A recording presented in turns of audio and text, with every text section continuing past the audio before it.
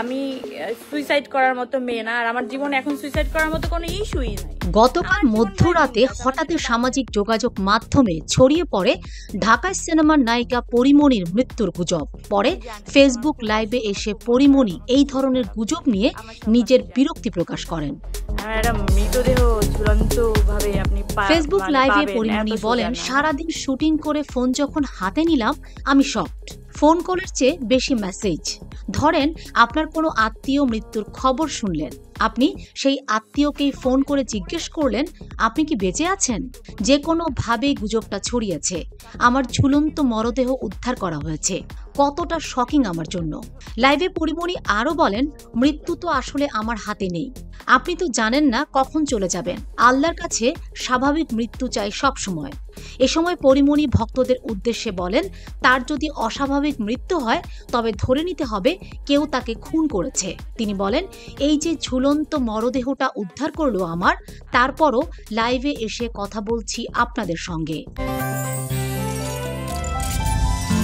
Gazi gas stove রান্নায় আনে শিল্পের ছোঁয়া। কোনো একটা ফোকাস সরানোর জন্য মানুষ সবসময় পরিমণিকেই বেছে নেয়। আলুর দাম কমাতে পারছে না বলে পরিমণির বিয়ের খবর করে দাও। এখন বিয়ে করতে পারছে না বলে একদম মেরে ফেলো। কোনো একটা ফোকাস সরানোর জন্য পরিমণিকেই মানুষ বেছে নেয়। লাইভের শেষের দিকে গ্রেফতার হওয়া চিত্রনায়িকা নুসরাত ফারিয়া প্রসঙ্গেও কথা বলেন পরি। ইঙ্গিত দেন, নুসরাত ফারিয়াকে নিয়ে সামাজিক যোগাযোগ মাধ্যমে দেয়া মানুষের প্রতিক্রিয়া থামাতেই তার মৃত্যুর গুজব চাওর করা হতে পারে। আপনাদের আসলে কোনো পরিচয় নেই।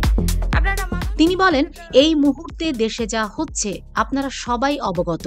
আমাদের ইন্ডাস্ট্রির একজন স্বনামধন্য শিল্পীকে নিয়ে যা হচ্ছে সেটা তো কাম্য নয়। সেটা নিয়ে যখন এত কথা হচ্ছে সেটা থামাতেই কিনা আমি জানি না। তখন এটাকে কি থামাবার আমি জানি না, আমার সেটাই মনে হচ্ছে। ভিডিও বার্তার শেষে পরি বলেন, আমি সুইসাইড করার মতো মেয়ে না।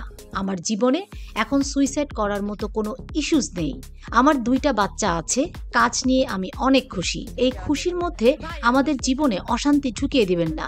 কিছু হলেই খালি পরিমণিকে নিয়ে টানাটানি কেন, এমন প্রশ্ন রেখে পরিমণি লাইফটি শেষ করে। আমি সুইসাইড করার মতো মেয়ে না, আর আমার জীবনে এখন ফাতেমা শিলু, জিটিভি নিউজ।